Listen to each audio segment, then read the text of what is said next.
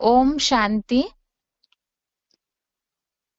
भगवत गीता श्लोक क्लास में आज का श्लोक नंबर है तीसरे अध्याय का 25वां श्लोक। अध्याय थर्ड, श्लोक नंबर 25।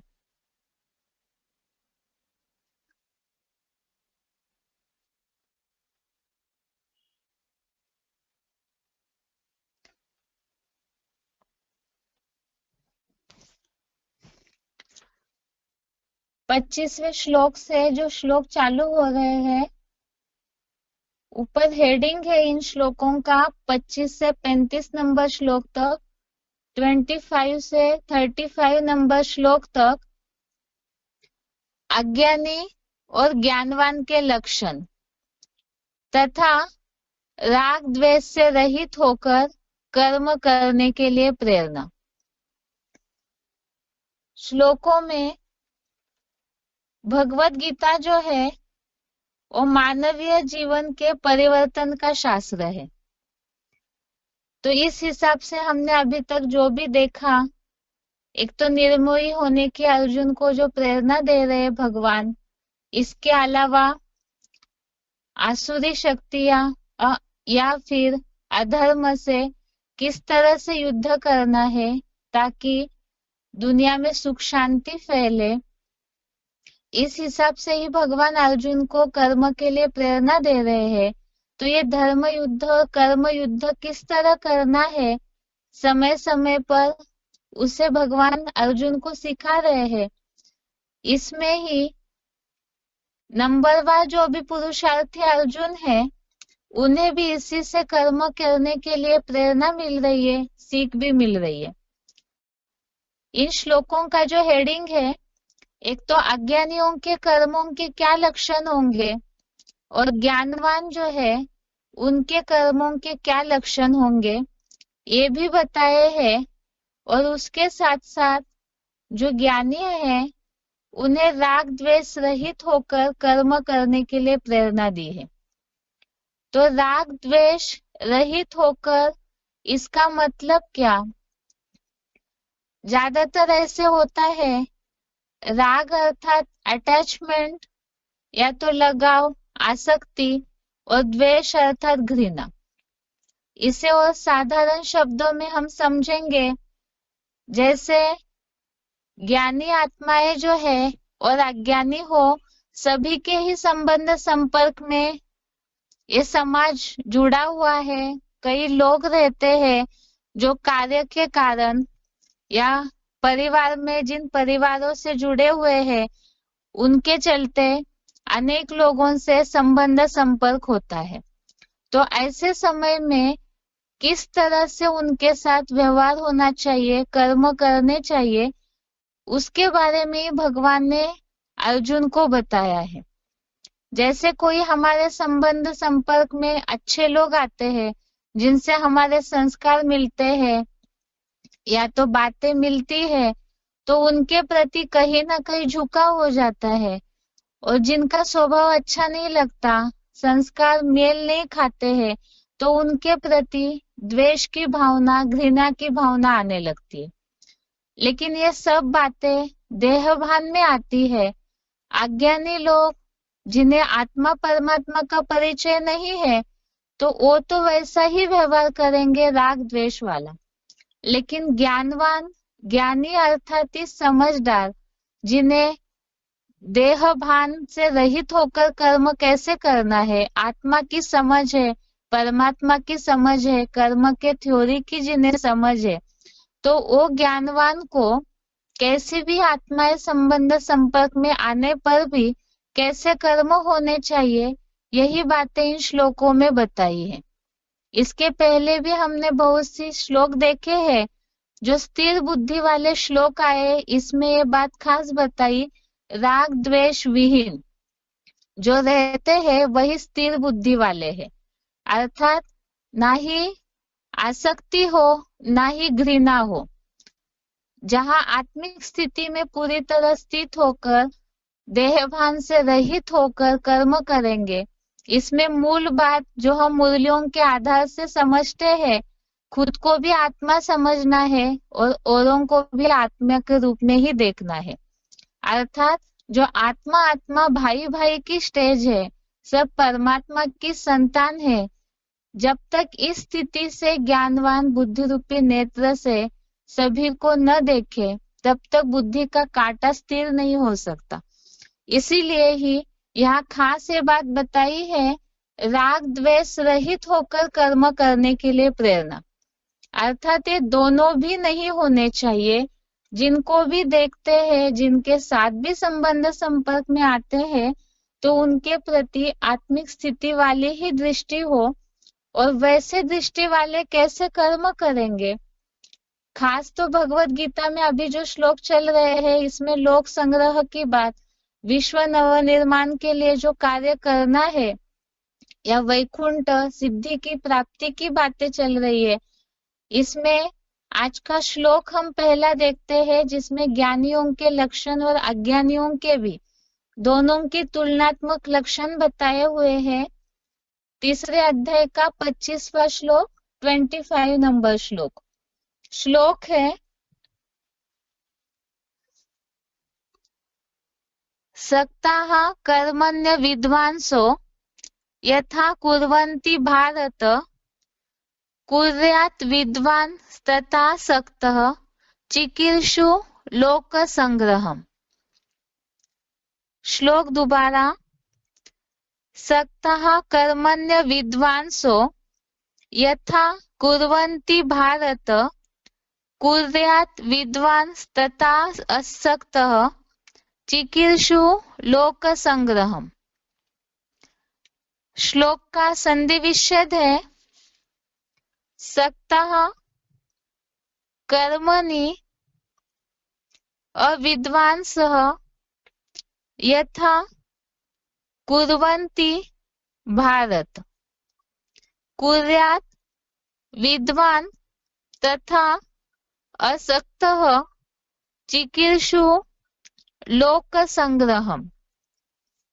संधि विच्छेद दोबारा, सक्तः कर्मणि अविद्वांसः यथा कुर्वन्ति भारत कुर्यात् विद्वान् तथा असक्तः चिकीर्षु लोक संग्रहम्।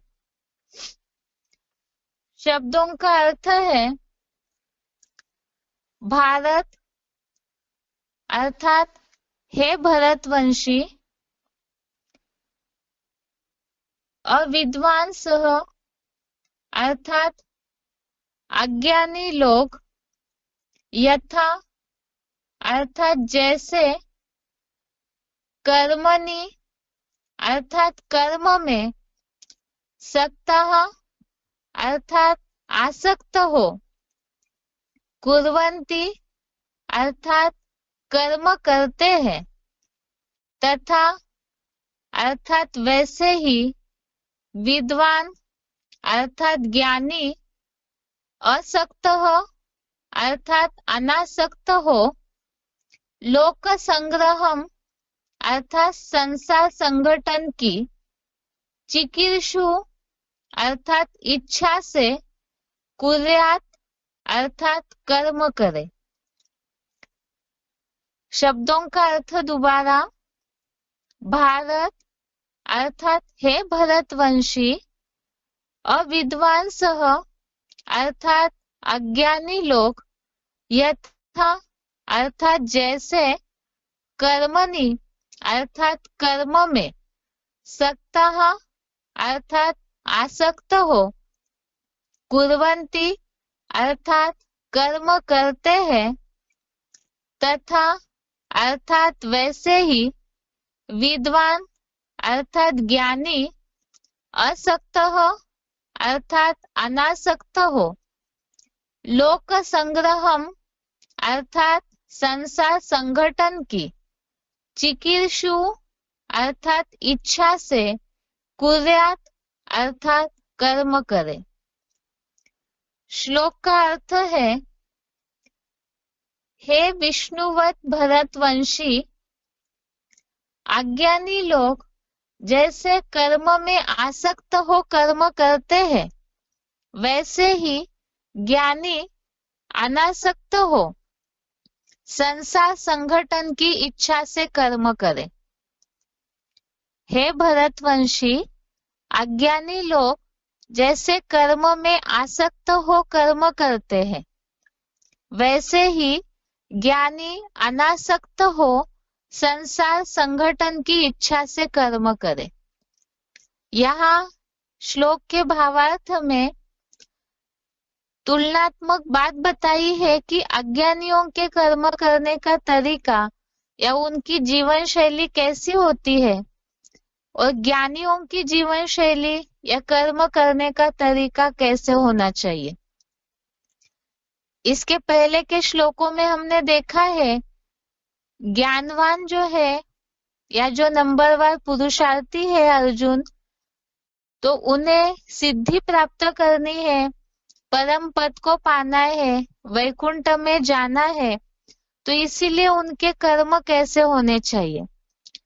दूसरी बात, इसके पहले के श्लोक में हमने देखा जो श्रेष्ठ पुरुष आचरण करते हैं वैसे ही उन्हें देख और करते हैं, तो यहाँ पर अज्ञानियों के सामने ज्ञानियों का व्यवहार कैसा होना चाहिए, इस भाव से भी कर्मों का तरीका बताया है।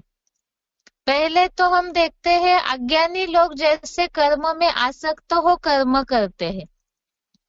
अज्ञानी अर्थात ही जिन्हें ज्ञान नहीं है, माना परमात्मा आत्मा का परिचय नहीं है, जिसके लिए ही दूसरे अध्याय में हमने श्लोक देखा था, या निशा सर्वभूतानां।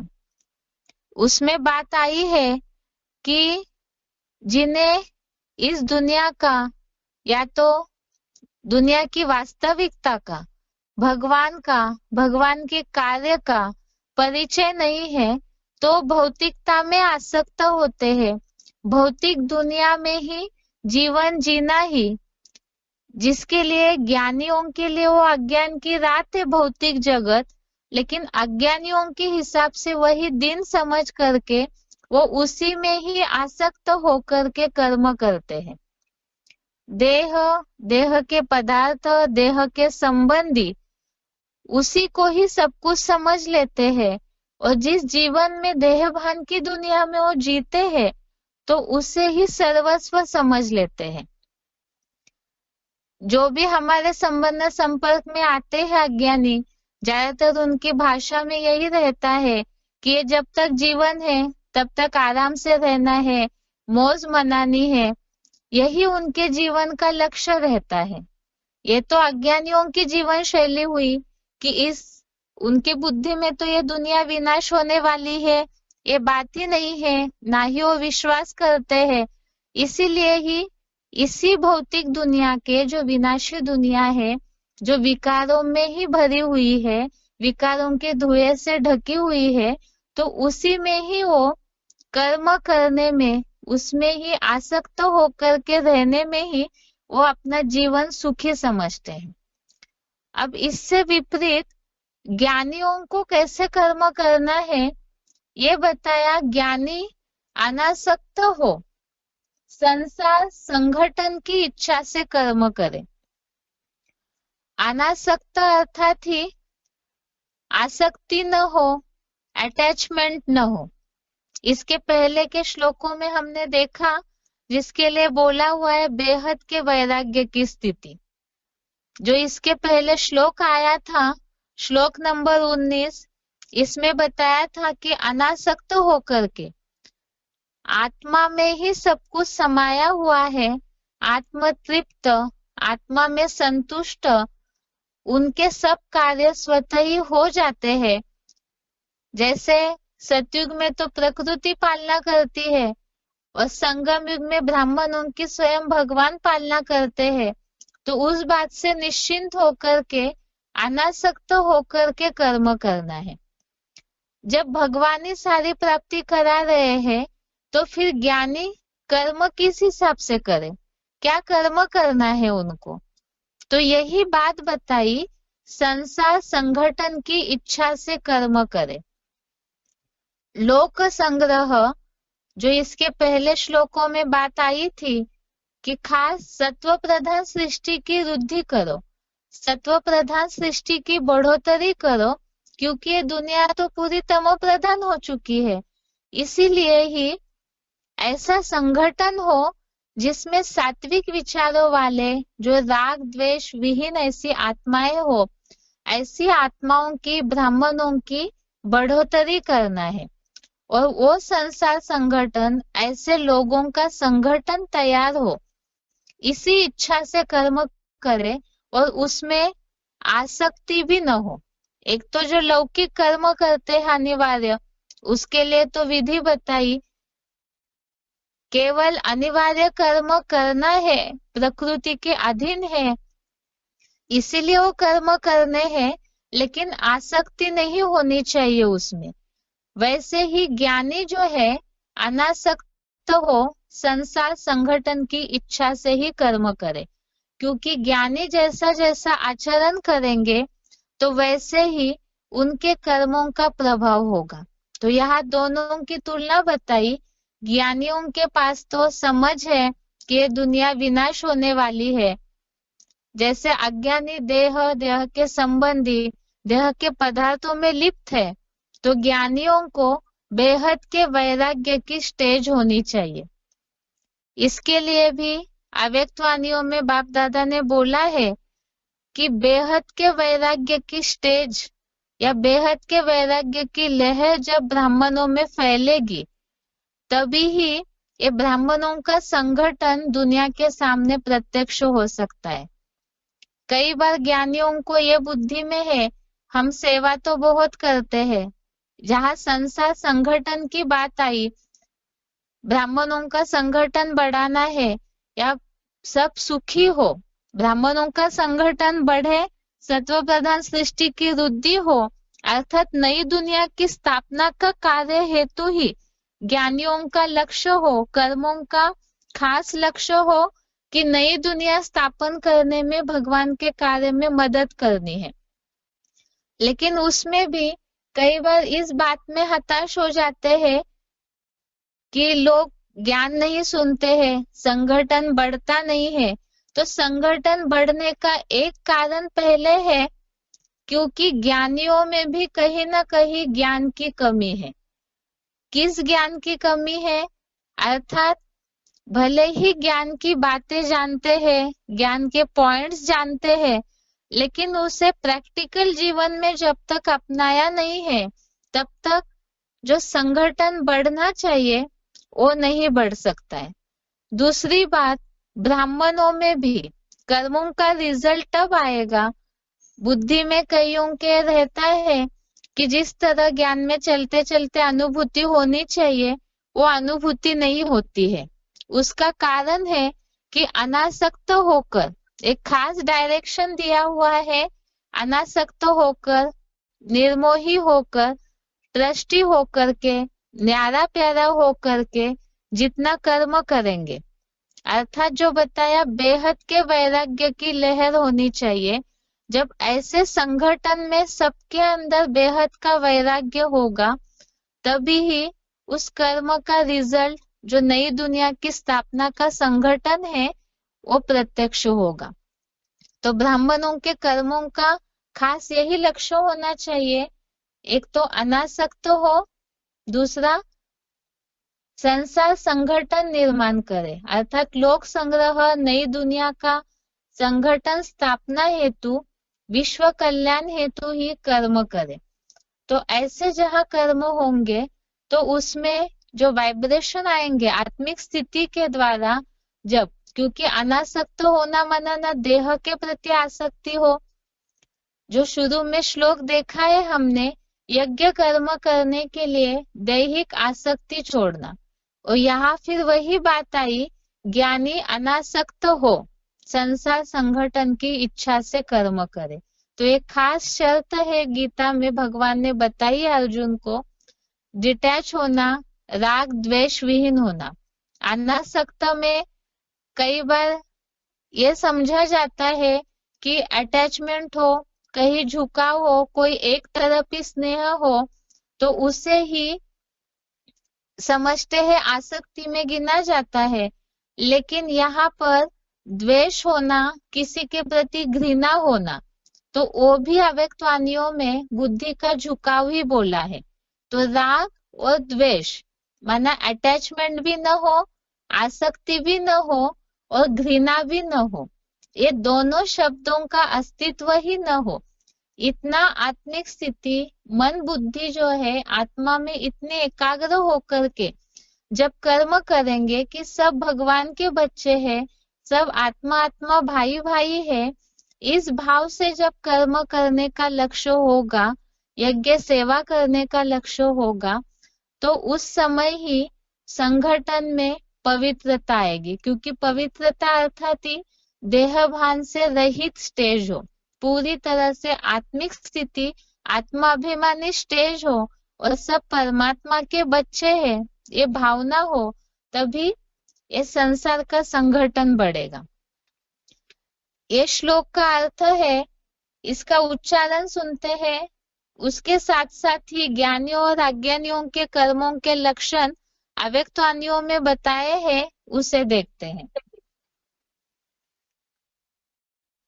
सक्ताः कर्मण्य विद्वांसो यथा कुर्वन्ति भारत कुर्यात् विद्वांस्तथा सक्तः चिकीर्षुः लोकसंग्रहम्।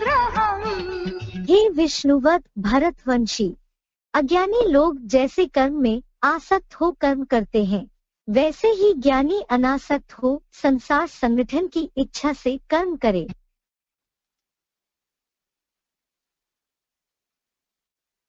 सक्ताः कर्मण्य विद्वांसो यथा कुर्वन्ति भारत कुर्यात् विद्वांस्तथा सक्तः चिकीर्षुः लोकसंग्रहम्। हे विष्णुवत भरतवंशी, अज्ञानी लोग जैसे कर्म में आसक्त हो कर्म करते हैं, वैसे ही ज्ञानी अनासक्त हो संसार संगठन की इच्छा से कर्म करे।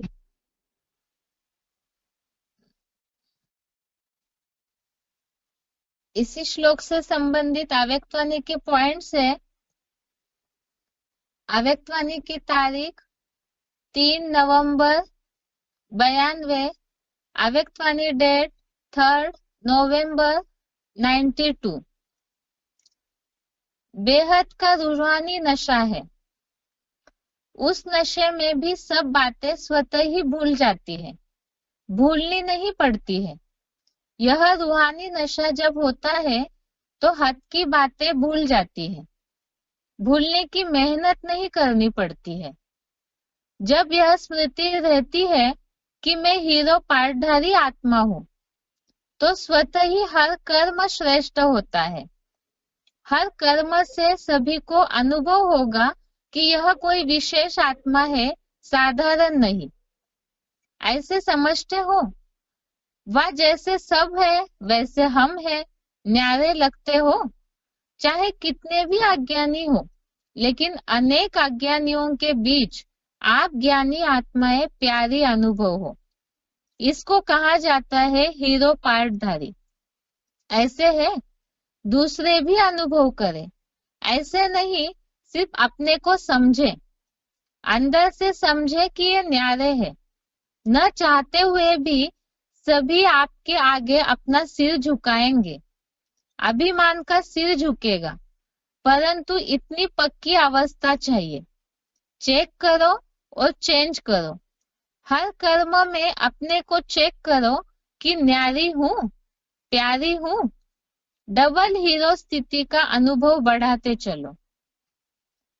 पॉइंट दोबारा, अव्यक्तवाणी तारीख 3 नवंबर 92। पॉइंट है, बेहद का रूहानी नशा है। उस नशे में भी सब बातें स्वतः ही भूल जाती है, भूलनी नहीं पड़ती है।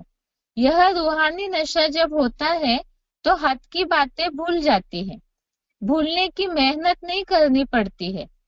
जब यह स्मृति रहती है कि मैं हीरो पार्टधारी आत्मा हूँ, तो स्वतः ही हर कर्म श्रेष्ठ होता है।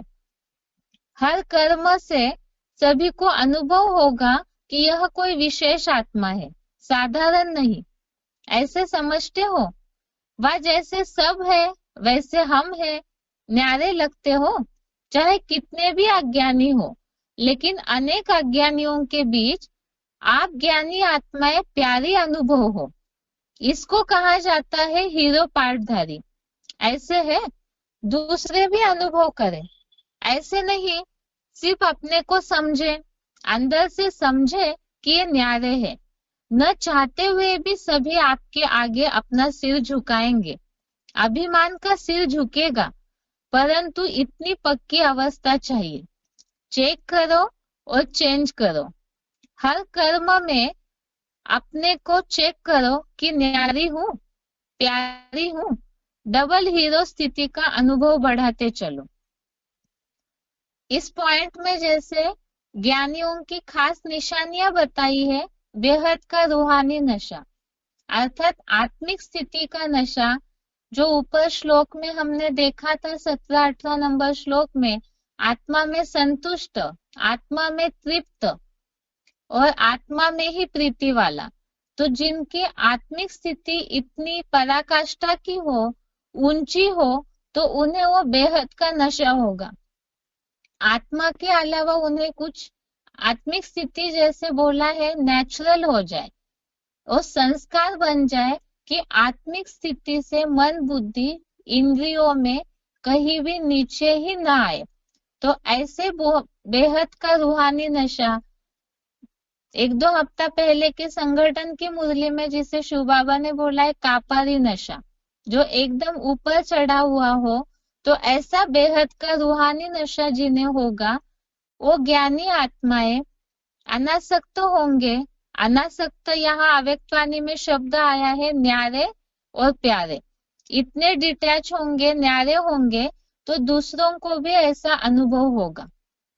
जैसे हमारे संबंध संपर्क में अज्ञानी आत्माएं आती है तो उनका चाल चलन व्यवहार पूरी तरह से दुनिया में ही वो रचे पचे होते हैं, अनुभव होता है हमें।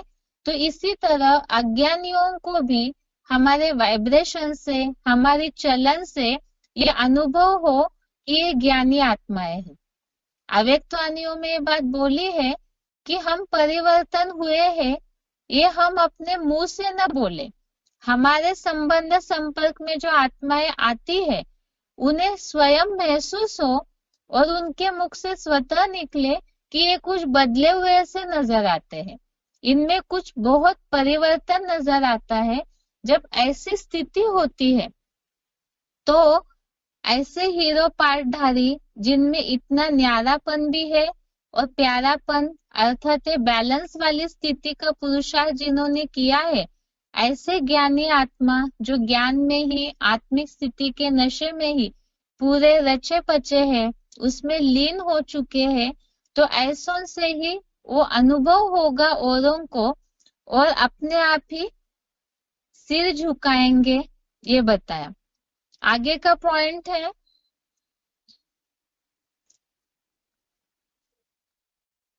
इन पॉइंट में ज्ञानियों की निशानी बताई है। ज्ञानी का अर्थ ही है जो आगे पीछे सोच समझ करके कर्म करे, कर्म के पहले उसके रिजल्ट को जाने। अव्यक्तवाणी तारीख 22/1/90, अव्यक्तवाणी डेट 22 जनवरी 90। पॉइंट दोबारा, ज्ञानी का अर्थ ही है जो आगे पीछे सोच समझ करके कर्म करे, कर्म के पहले उसकी रिजल्ट को जाने। दूसरा पॉइंट है अव्यक्तवाणी तारीख 22 नवंबर 72, अव्यक्तवाणी डेट 22 नवंबर 72। पॉइंट है ज्ञानी तो आत्मा का अर्थ ही है हर संस्कार, हर बोल ज्ञान सहित हो, कर्म भी ज्ञान स्वरूप हो, इसको ज्ञानी तो आत्मा कहा जाता है। पॉइंट दोबारा, अव्यक्तवाणी की तारीख 22 नवंबर 72। ज्ञानी तो आत्मा का अर्थ ही है हर संस्कार, हर बोल ज्ञान सहित हो, कर्म भी ज्ञान स्वरूप हो, इसको ज्ञानी तो आत्मा कहा जाता है। तो इसमें निशानी बताई है कि ज्ञानियों के कर्म कैसे होने चाहिए, क्योंकि संबंधी संपर्कियों को तभी अनुभव होगा। अगर हम मुंह से बार बार औरों को बता रहे हैं कि हम ज्ञान में चलते हैं, तो उससे नहीं महसूस होगा, आपके कर्म ही उन्हें दर्शाएंगे। क्योंकि ये बात तो कही जाती है दुनिया में भी कि व्यक्ति का जो कर्म है, बोल है, वही एक दर्पण है।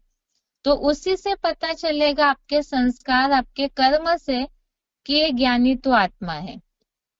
इसीलिए ज्ञानी अर्थात सोच समझकर कर्म करने वाले। अज्ञानियों की तरह ही ज्ञानियों के कर्मों में भी आसक्ति नजर आ रही है, बोल में भी बदलाव नहीं है।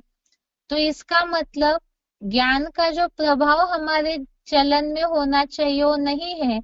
न्यारेपन की अवस्था, बेहद के वैराग्यपन की लहर नजर नहीं आती है। तो जो श्लोक हमने देखा, श्रेष्ठ आत्माओं के कर्मों को और फॉलो करते हैं, तो जो प्रभाव पड़ना चाहिए वो प्रभाव नहीं पड़ेगा। आगे का पॉइंट है अव्यक्तवाणी की तारीख 16 फरवरी 88, अव्यक्तवाणी डेट 16 फरवरी 88। पॉइंट है, आजकल की दुनिया में कोई भी अज्ञानी आत्माएं थोड़ा भी दिमाग का काम करेगी तो कहेगी बहुत थक गए हैं। दिमाग के ऊपर काम का बहुत बोझ है। और आप सेवा करके आते हो तो क्या कहते हो? सेवा का मेवा खा के आए हैं। क्योंकि जितनी बड़ी से बड़ी सेवा के निमित्त बनते हो, उतना ही सेवा का प्रत्यक्ष फल बहुत बढ़िया और बड़ा मिलता है। तो यहाँ दो तुलना बताई है अज्ञानियों के कर्मों की निशानी। अज्ञानी आसक्त हो कर्म करते हैं। आसक्ति, अटैचमेंट, देहभान वाले कर्म अर्थात ही बंधन। और जहाँ बंधन है वहां बोझ अनुभव होगा, देहभान से थकावट अनुभव होती है। और ज्ञानी जो है वो हल्के रहेंगे हर कर्म के बाद, क्योंकि एक तो बेहद का रूहानी नशा और दूसरा वो कर्मों में उनके आसक्ति नहीं होगी, न्यारे होकर कर्म करते हैं। यही बात पॉइंट में बताई है। पॉइंट दोबारा, अव्यक्तवाणी की तारीख 16 फरवरी 88। आजकल की दुनिया में कोई भी अज्ञानी आत्माएं थोड़ा भी दिमाग का काम करेगी तो कहेगी बहुत थक गए हैं, दिमाग के ऊपर काम का बहुत बोझ है। और आप माना ज्ञानी तो आत्माएं सेवा करके आते हो तो क्या कहते हो? सेवा का मेवा खा के आए हैं। क्योंकि जितनी बड़े से बड़ी सेवा के निमित्त बनते हो, उतना ही सेवा का प्रत्यक्ष फल बहुत बढ़िया और बड़ा मिलता है। आगे का पॉइंट है,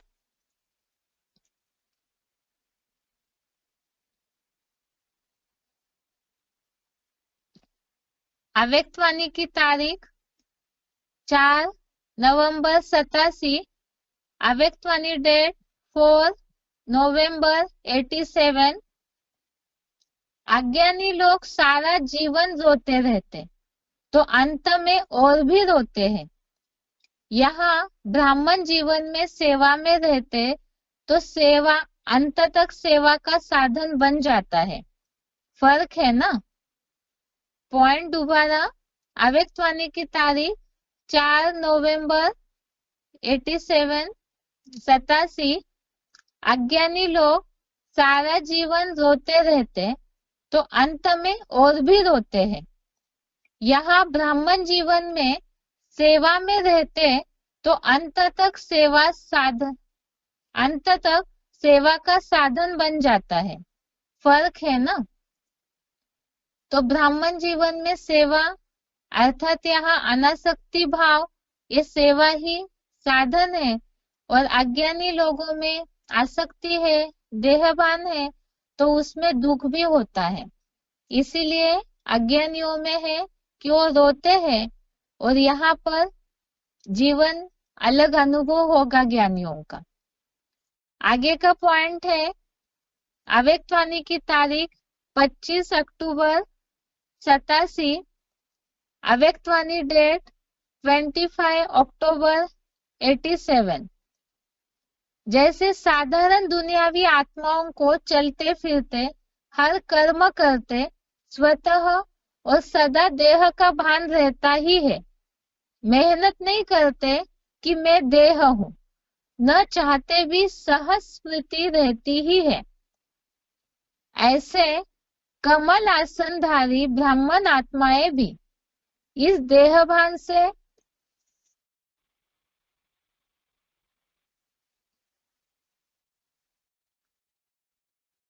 ऐसे कमल आसनधारी ब्राह्मण आत्माएं भी इस देह भान से स्वतः ही ऐसे न्यारे रहे जैसे अज्ञानी आत्मा अभिमान से न्यारे है ही आत्मा अभिमानी शरीर का भान अपने तरफ आकर्षित न करे।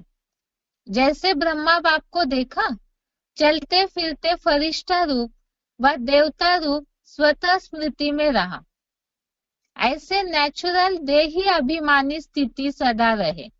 इसको कहते हैं देह भान से न्यारे। देह भान से न्यारा ही परमात्मा प्यारा बन जाता है।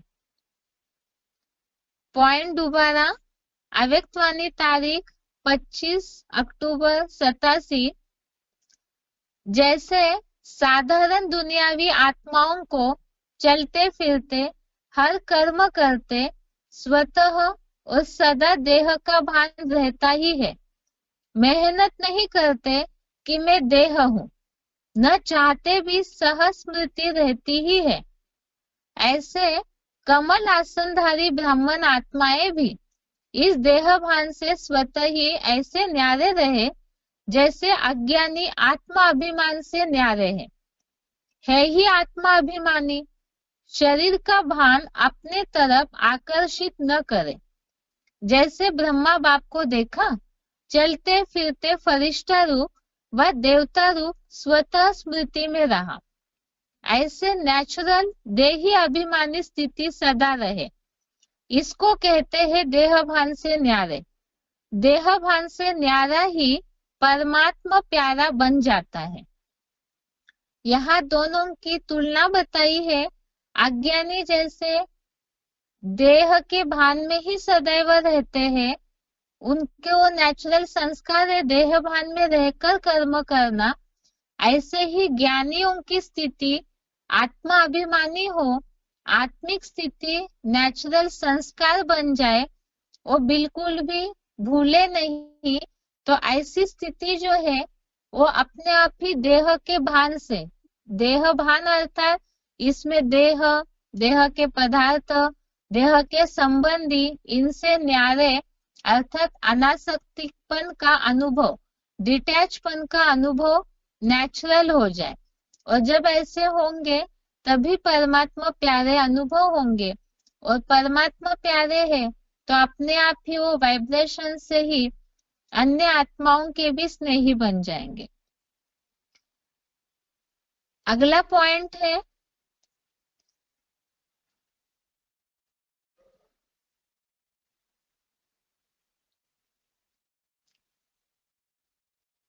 अव्यक्तवाणी की तारीख 27 दिसंबर 87, अव्यक्तवाणी डेट 27 दिसंबर 87, पेज नंबर 212। जैसे अज्ञानी जीवन में अभी अभी देखो बहुत खुशी में नाच रहे हैं और अभी अभी उल्टे सोए हुए हैं, तो अलौकिक जीवन में ऐसी हलचल वाली स्थिति नहीं होती।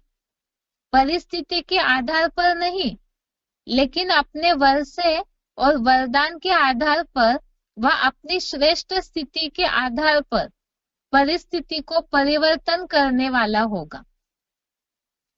पॉइंट दोबारा, अव्यक्तवाणी तारीख 27 दिसंबर 87। जैसे अज्ञानी जीवन में अभी अभी देखो बहुत खुशी में नाच रहे हैं और अभी अभी उल्टे सोए हुए हैं, तो अलौकिक जीवन में ऐसी हलचल वाली स्थिति नहीं होती। परिस्थिति के आधार पर नहीं, लेकिन अपने वर्षे और वरदान के आधार पर व अपनी श्रेष्ठ स्थिति के आधार पर परिस्थिति को परिवर्तन करने वाला होगा। तो अज्ञानियों की जो ऐसी ऊपर नीचे स्थिति होती है, उसका कारण है आसक्ति। देहभान में रहकर कर्म करते हैं, तो उसके कारण वो स्थूल भौतिक चीजों से आनंद लेते हैं।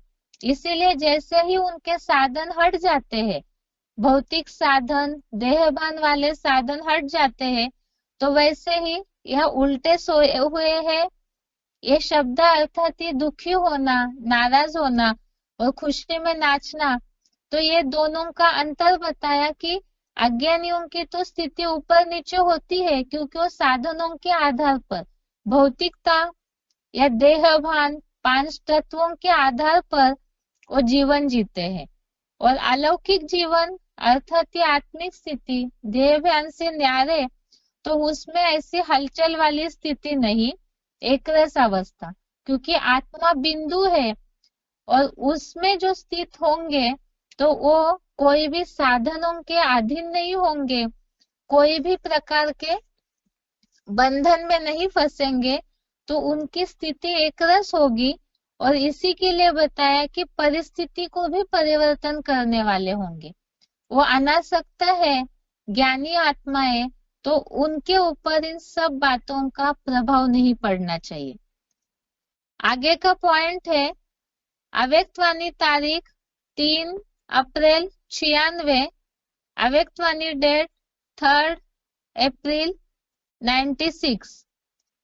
जो नॉलेजफुल है उसे कोई भी संस्कार, संबंध, पदार्थ वार नहीं कर सकता। जो नॉलेजफुल है उसे कोई भी संस्कार, संबंध, पदार्थ वार नहीं कर सकता। यहाँ वार नहीं कर सकता माना वो कहीं भी आसक्त नहीं होंगे, अटैच नहीं होंगे।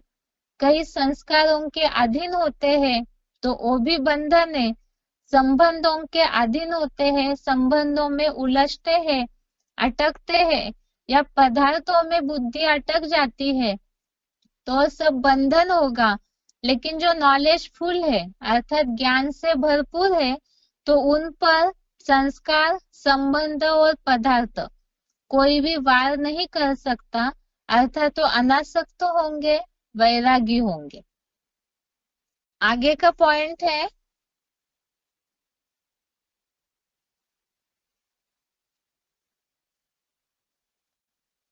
अव्यक्तवाणी तारीख 31/12/87, अव्यक्तवाणी डेट 31 दिसंबर 87, पेज नंबर 224।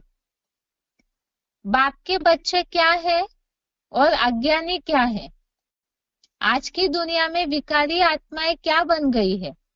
जैसे आजकल कोई भी बड़ी फैक्ट्रीज व जहां भी आग जलती है, तो आग का धुआं निकलने के लिए चिमनी बनाते हैं ना, उससे सदैव धुआं निकलता है और सदैव काली दिखाई देगी। तो आज का मानव विकारी होने के कारण, किसी न किसी विकार के वश होने के कारण, संकल्प में, बोल में ईर्ष्या, घृणा या कोई ना कोई विकार का धुआं निकलता रहता है।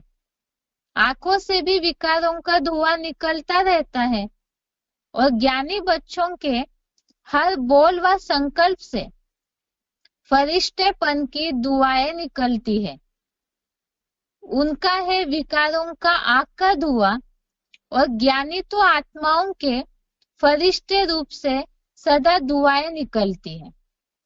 कभी भी संकल्प में भी किसी विकार के वश विकार की अग्नि का धुआं नहीं निकलना चाहिए, सदा दुआएं निकले। तो यहाँ ज्ञानी और अज्ञानी दोनों के कर्मों में अंतर बताया है। अज्ञानी आसक्त है, देहभान या देह की स्थिति उनके लिए नेचुरल है, और जहाँ देहभान है वहाँ विकार है।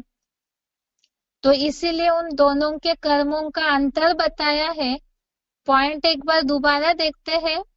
अव्यक्तवाणी की तारीख 31 दिसंबर 87, पेज नंबर 224। बाप के बच्चे क्या है और अज्ञानी क्या है? आज की दुनिया में विकारी आत्माएं क्या बन गई है? जैसे आजकल कोई भी बड़ी फैक्ट्रीज व जहां भी आग जलती है तो आग का धुआं निकालने के लिए चिमनी बनाते हैं ना, उससे सदैव धुआं निकलता है और सदैव काली दिखाई देगी। तो आज का मानव विकारी होने के कारण, किसी न किसी विकारवश होने के कारण संकल्प में, बोल में ईर्ष्या, घृणा या कोई ना कोई विकार का धुआं निकलता रहता है। आंखों से भी विकारों का धुआं निकलता रहता और ज्ञानी बच्चों के हर बोल व संकल्प से, फरिश्तापन से धुआएं निकलती है। उनका है विकारों की धुआं, विकारों की आग का धुआं। और ज्ञानी तो आत्माओं के फरिश्ते रूप से सदा दुआएं निकलती। कभी भी संकल्प में भी किसी विकार के वश विकार की अग्नि का धुआं नहीं निकलना चाहिए, सदा दुआएं निकले। तो ये ज्ञानियों और अज्ञानियों के बीच का फर्क बताया है। यदि ज्ञानियों में भी अज्ञानियों की तरह इस तरह के कोई लक्षण नजर आते हैं तो वो भी अज्ञानीपन की कमी हो गई। इसलिए यहाँ दोनों में अंतर बताया है। ये तो खास ज्ञानियों और अज्ञानियों की तुलना के लिए पॉइंट है। अभी आगे सिलेक्टेड पॉइंट में देखते हैं कि संसार संगठन की इच्छा से कर्म करे तो ये संसार संगठन के लिए ब्राह्मणों की क्या जिम्मेवारी है। सिलेक्टेड पॉइंट है पहला, सिलेक्टेड पॉइंट का नंबर 1131, सिलेक्टेड पॉइंट का नंबर 1131। मनुष्य लेता है, देवता देता है, और मनुष्य को देवता बनाने वाला, नर को नारायण बनाने वाला क्या करता है? लेता है या देता है? हैं? न वो लेता है, क्योंकि किसी से लिया जाएगा तो नियम है उसे वापस देना पड़ेगा। क्या? नर को नारायण बनाने वाला, मनुष्य को देवता बनाने वाला न किसी से कुछ लेता है न किसी को कुछ देता है, उसे भगवान कहा जाता है। तो बहुत ऊंची चीज हो गई। अंग्रेज लोग उसे गॉड कहते हैं।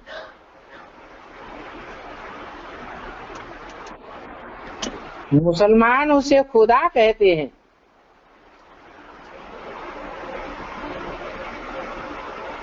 खुदा का अर्थ है खुद आने वाला, जो कभी भी बुलाने से नहीं आता, उसे निमंत्रण देने की दरकार नहीं है।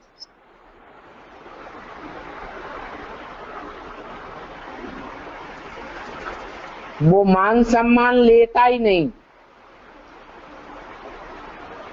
इसलिए वो खुद आता है, इसलिए खुदा कहा जाता है।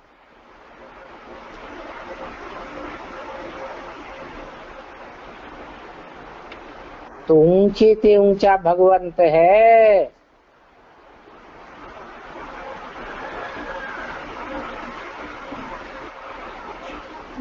कोई इच्छा नहीं, इच्छा मात्रम अविद्या।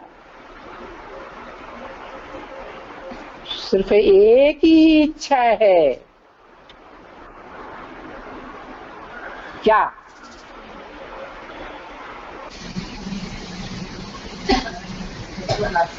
है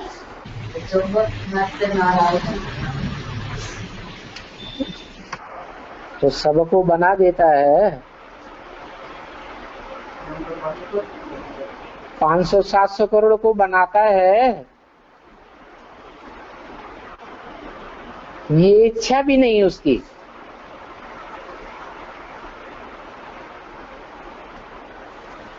क्या इच्छा है? सबका कल्याण हो। क्या? एक नारायण का कल्याण करने के लिए नहीं आता,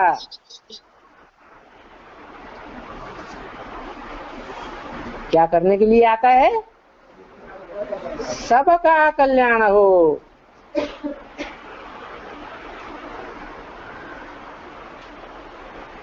जो अक्सर करके बोलते हैं साधु संत महात्माएं, जो अपन को भगवान समझ कर बैठ जाते हैं, तो कहते हैं सर्वे भवन्तु सुखिनः।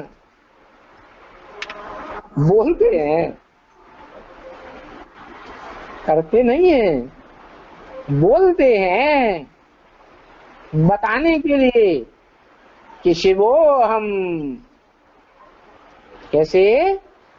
सर्वे भवन्तु सुखिनः सर्वे सन्तु निरामया सर्वे भद्राणि पश्यन्तु मा कश्चित् दुःख भाग् भवेत्।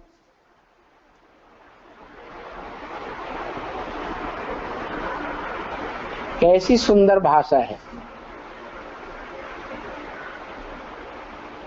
लेकिन कथनी और करनी एक होनी चाहिए या अलग अलग होनी चाहिए? है ऐसी होनी चाहिए, एक होनी चाहिए। और वो ऊंचे से ऊंचा भगवान जिसकी वास्तव में एक इच्छा है, एक ही बलवती इच्छा, सब सुखी हो, सबका कल्याण हो, यही उसका काम है। इसलिए काम के आधार पर उसका नाम है शिव। शिव माने कल्याणकारी।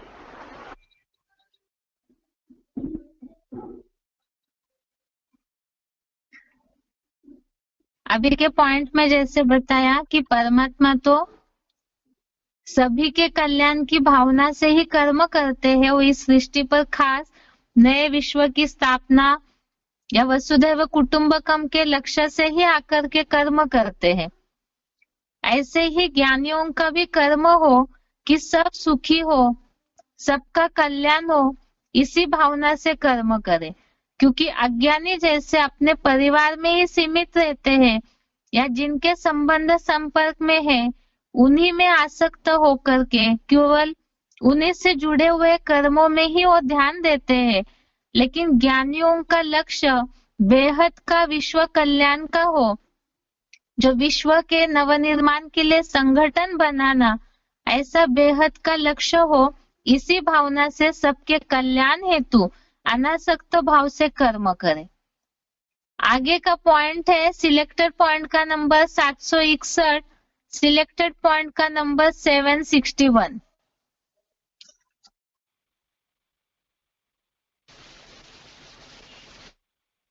तो संगठन की पावर बहुत कुछ कर सकती है।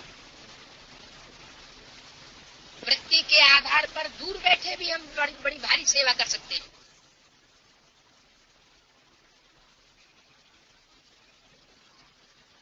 ये संगठन की शक्ति प्योरिटी से आती है। जिन जिन आत्माओं ने संगम युग में जितनी जितनी प्योरिटी इकट्ठी करने का पुरुषार्थ किया होगा, वो उतना ही सहयोग दे सके। अगर पुरुषार्थ नहीं किया होगा या कम किया होगा या जैसा किया होगा, तो सहयोग भी उतना ही दे सके। अभी हम समय है, अभी तो बाबा मनसा सेवा के ऊपर बहुत जोर दे रहे हैं। 60-62 वर्ष हो चुके, वाचा की कितनी भारी सेवा की है, भाग दौड़ करके कर्मेंद्रियों से कितनी जबरदस्त सेवा की है।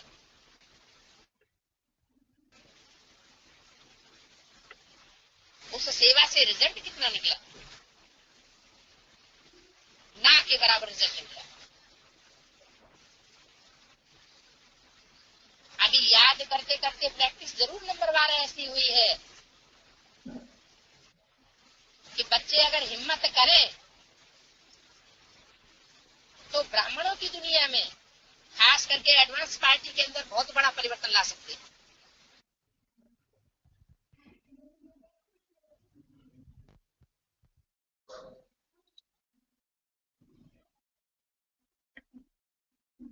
इस पॉइंट में जैसे बताया,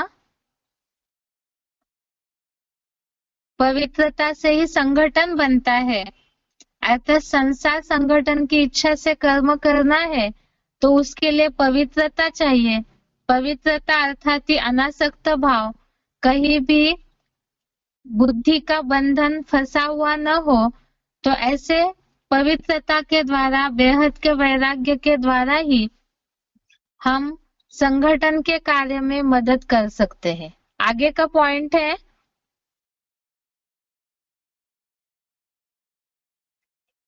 सिलेक्टेड पॉइंट का number 1595, selected point number 1595।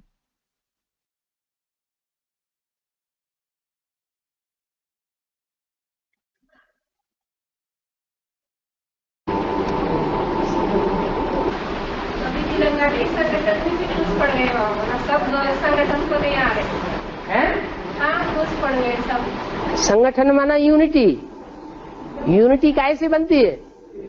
Purity से। तो दिनों दिन प्योरिटी घटती जा रही है, बढ़ती जा रही है? काहे की शूटिंग हो रही है? हैं? प्योरिटी घटेगी तो यूनिटी भी घटेगी।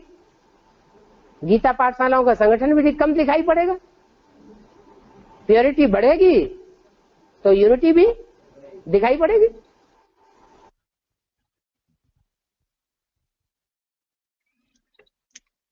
आगे का पॉइंट है, सिलेक्टेड पॉइंट का नंबर 364, सिलेक्टेड पॉइंट नंबर 364। ये नियम है, संघौ शक्ति कलौ युगे। कलयुग में भगवान भी अकेला चना भाड़ नहीं फोड़ सकता, भगवान भी कुछ नहीं कर सकता। कौन सी शक्ति कार्य करेगी? संगठन की शक्ति कार्य करेगी। और संगठन जो होता है, यूनिटी जो होती है, वो प्योरिटी से ही आती है।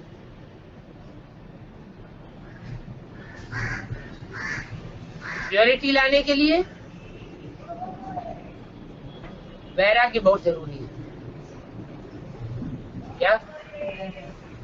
मन बुद्धि रूपी आत्मा जितनी जितनी देह और देह के संबंधियों और देह के पदार्थों में रागवान होती जाती है, रागी, लिम्पायमान, उतनी ज्यादा बिगड़ती है, पतित बनती है। और जितना मन बुद्धि रूपी आत्मा विराग, वैरागी बनेगी, विपरीत राग वाली, विपरीत स्नेही, देह देह के संबंध, देह के पदार्थों से जितनी ही दूर रहेगी मन बुद्धि रूपी आत्मा, जितनी पवित्र बनेगी। अभी क्या हाल है? हम चाहते हैं कि हर समय बाबा की याद रहे, फिर क्या होता है? बार बार प्रयत्न करते हैं बाबा की याद रहे, लेकिन रहती है? क्यों नहीं रहती? क्योंकि इस दुनिया का जो वाइब्रेशन है, वो संगठित वाइब्रेशन हमारे ऊपर पूरा असर कर रहा है। इसलिए वो वैराग की भावना जगेगी, दुनिया के चारों तरफ से थपेड़े लगेंगे, थू थू थू थू दुनिया करे, दुनिया की ग्लानि सहन करनी पड़े, तो दुनिया से बैराग आएगा कि राग आएगा? है? दुनिया से बैराग आ जाएगा।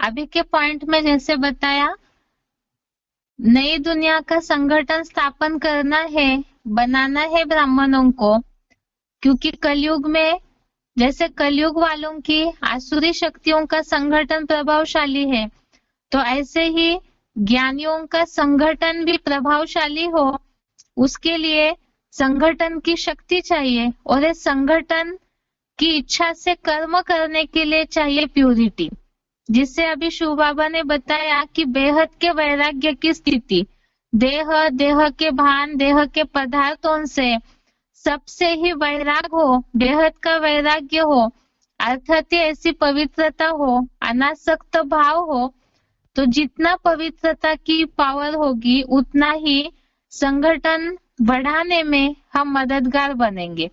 जैसे इसके पहले पॉइंट में बताया, प्यूरिटी कम तो हम संगठन बनाने में भी उतनी कम मददगार बनेंगे, और प्यूरिटी ज्यादा है, पवित्रता अर्थात अनासक्ति का भाव जितना ज्यादा ज्ञानित्व आत्माओं में, उतना ही वो भगवान के संगठन बनाने के कार्य में उतना ही मददगार बनेंगे। आगे का पॉइंट है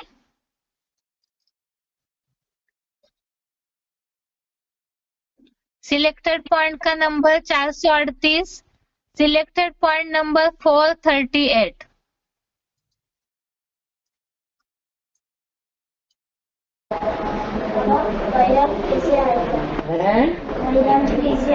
वैराग कैसे आएगा? बार बार याद करो, एटम बम बन चुके हैं, दुनिया का विनाश होने वाला है, क्या वैराग आ जाएगा? ये दुनिया विनाश होने वाली है या रहने वाली है? विनाश होने वाली है, तो वैराग आएगा कि नहीं इस दुनिया से? विनाशी चीज से वैराग आता है कि अविनाशी चीज से वैराग आता है? विनाशी चीज से वैराग आएगा, और अविनाशी चीज से राग पैदा होगा। शिव बाबा है अविनाशी, ड्रामा है अविनाशी, तो ड्रामा से प्यार पैदा होगा। ड्रामा कल्याणकारी है, शिव बाबा कल्याणकारी है, हमारा पार्ट भी कल्याणकारी है, इसलिए अपने पार्ट से भी प्यार पैदा होना चाहिए।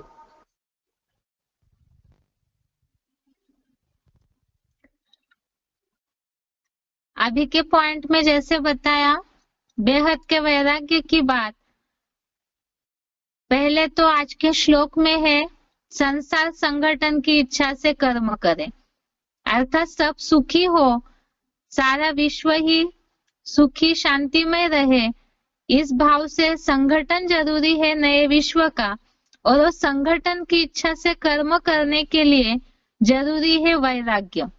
और वैराग्य कैसे आएगा?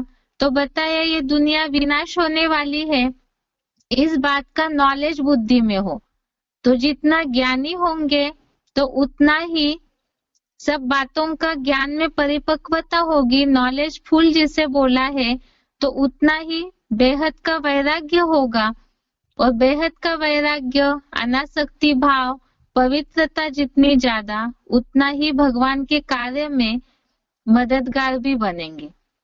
और साथ साथ ही हमने आज के श्लोक में ज्ञानी और अज्ञानियों के बीच का फर्क देखा कि दोनों के कर्मों में लक्षण क्या होंगे। अज्ञानी देह भान में रह करके विकारों में आसक्त होकर कर्म करते हैं, और ज्ञानियों की खास निशानी बेहद का वैराग और पवित्रता वाले कर्म चलन में, वाइब्रेशन में नजर आए। यह आज के श्लोक का अर्थ है। क्लास का टाइम पूरा हो रहा है, इसलिए बेसिक कोर्स कर लेंगे। आज के लिए यहाँ तक ही। ओम शांति।